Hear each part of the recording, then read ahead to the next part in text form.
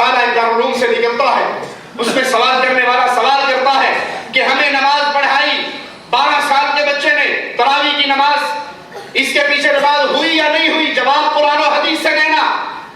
مفتی صاحب دارالعلوم کے جواب دیتے ہوئے لکھتے ہیں کہ یہ تو تھا جواب، اب چند سطرے میں آپ کی اس ڈیمانڈ پر بھی لکھوں جو اکثر سائلین کرتے رہتے ہیں کہ ہمیں جواب قرآن و حدیث سے چاہیے۔ یاد رکھیے ہمارے لیے قرآن و حدیث کے حوالوں کی ضرورت نہیں، ائمہ کے قول کی اور اقوال کی ضرورت ہے۔ آپ نے اس چشمے کو گندا کر دیا، لوگوں کے آراء کو اس میں شامل کر کے اس کو بھی ماننے کے لیے اتنا زور دیتے ہو جتنا محمد کریم کی بات کو ماننے کے لیے زور دیتے ہیں صلی اللہ علیہ وسلم۔ اس کا مطلب ہے آپ کا سودا ملاوٹی ہے۔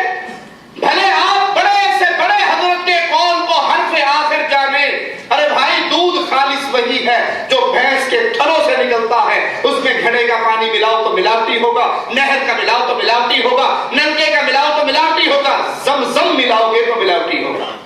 زمزم ملانے سے دودھ ملاوٹی نہیں ہوگا، بلکہ زمزم ملانے والا بڑا فراڈیا ہے، کیونکہ وہ زمزم کے نام پہ دھوکہ دے رہا ہے۔ شریعت نام ہے، اللہ کا حکم، رسول اللہ صلی اللہ علیہ وسلم کا عمل، یہ نام ہے شریعت کا، یہ تعریف ہے شریعت کی۔ اگر آپ یہی مقام اپنے شیخ و مرشد امام و حضرت کو دے کر یہ کہیں کہ گنگوہی صاحب نے جو فرما دیا وہ ہمارے لیے حرف آخر ہے، تو اس کا معنی یہ ہوا کہ آپ نے مقام نبوت پہ غیر نبی کو بٹھا دیا۔